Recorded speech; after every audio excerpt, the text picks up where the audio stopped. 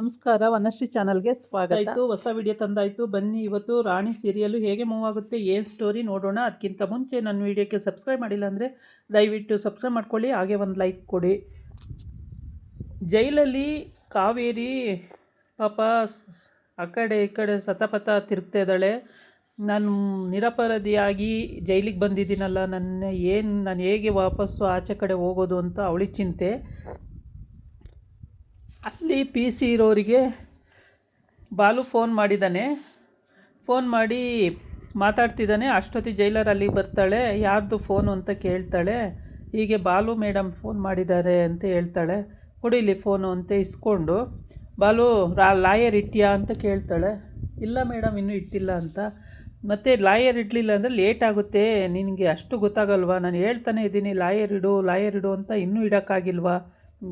ಅದೇ ಪ್ರೂಫ್ ಇಲ್ಲಲ್ಲ ಮೇಡಮ್, ಅದು ಬ್ಯಾಗ್ ಹುಡುಕ್ತಾ ಇದ್ದಾನೆ ಅವನು ವರ್ಧ ಅಂತ ಹೇಳ್ತಾಳೆ.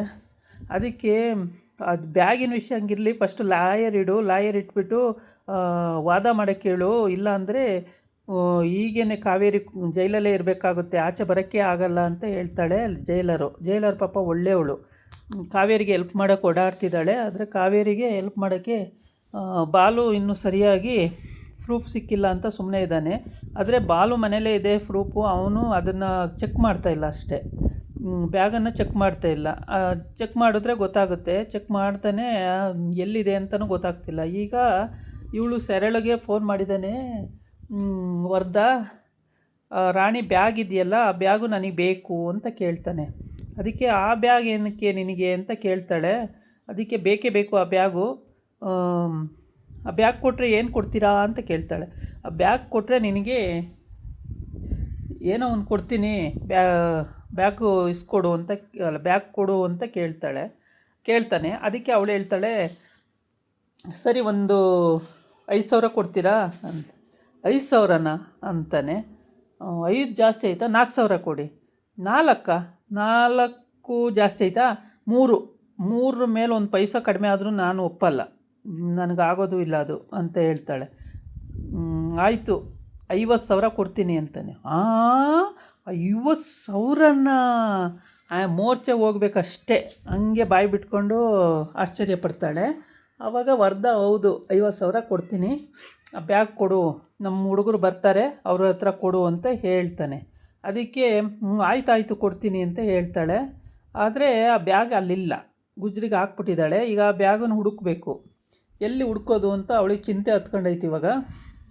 ಆದರೆ ಈಗ ಟಿಪ್ ಟಾಪಾಗಿ ಡ್ರೆಸ್ ಮಾಡಿಕೊಂಡು, ಲಿಪ್ಸ್ಟಿಕ್ ಹಾಕ್ಕೊಂಡು, ಮೇಕಪ್ ಮಾಡಿಕೊಂಡು, ವ್ಯಾನಿಟಿ ಹಾಕ್ಕೊಂಡು ಗಂಡನಿಗೆ ಸೆಡ್ ಹೊಡೆದು ಹೋಗ್ತಾಳೆ. ಅದಕ್ಕಿಂತ ಮುಂಚೆ ವರ್ಧ ಫೋನ್ ಮಾಡ್ತಿದ್ದಾಗ ಅಲ್ಲಿಗೆ ಬರ್ತಾನೆ ಸತ್ಯ.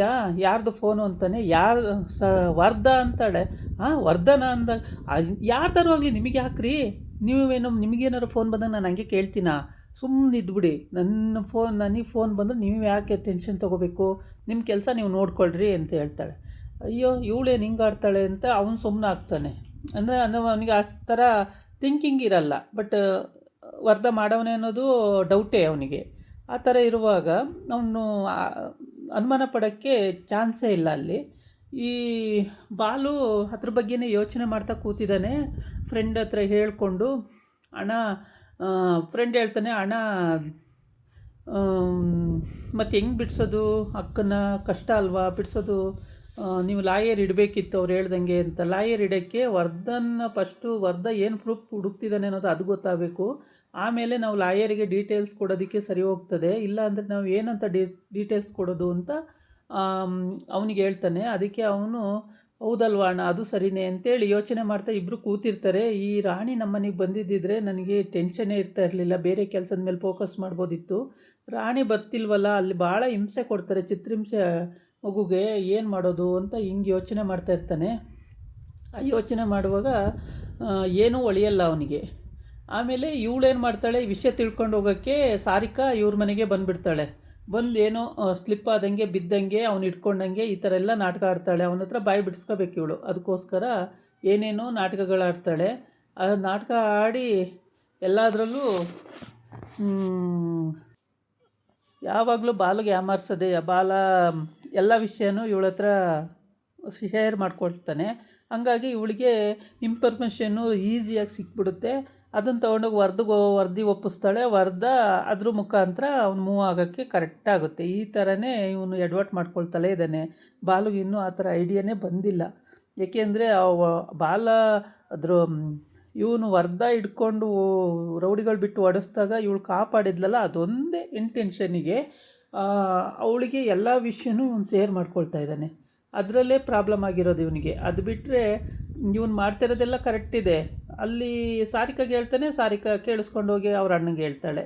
ಎಷ್ಟು ಈಸಿಯಾಗಿ ಇನ್ಫಾರ್ಮೇಷನ್ನು ಕಲೆಕ್ಟ್ ಆಗ್ತಿದೆ ಅಂದರೆ ತುಂಬ ಈಸಿಯಾಗಿಯೇ ವರ್ದಂಗೆ ಮೂವ್ ಮಾಡೋಕ್ಕೆ ಕರೆಕ್ಟಾಗಿ ಆಗಿದೆ.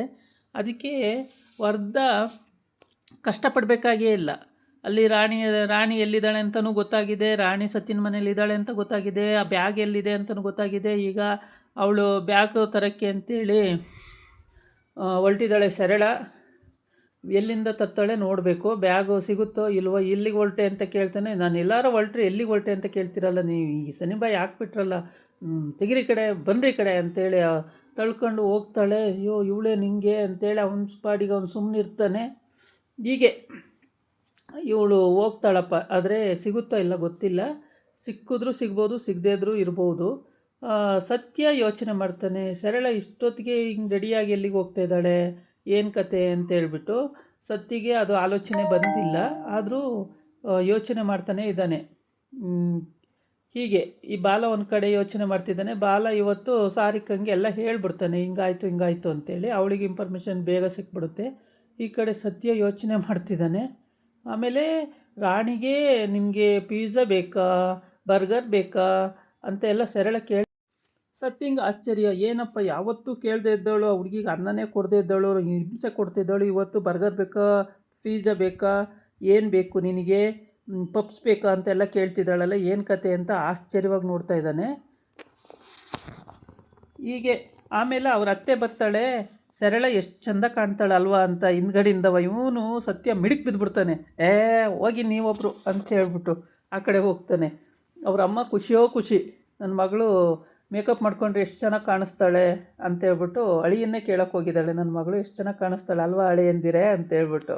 ಹಂಗಾಗಿ ಅವನು ಸುಮ್ಮನೆ ಹೋಗಿ ಅಂದ್ಕೊಂಡು ಹೋಗ್ತಾನೆ. ಒಂಥರ ಇದು ಫನ್ನಿಯಾಗಿದೆ, ಆದರೆ ಚೆನ್ನಾಗಿದೆ.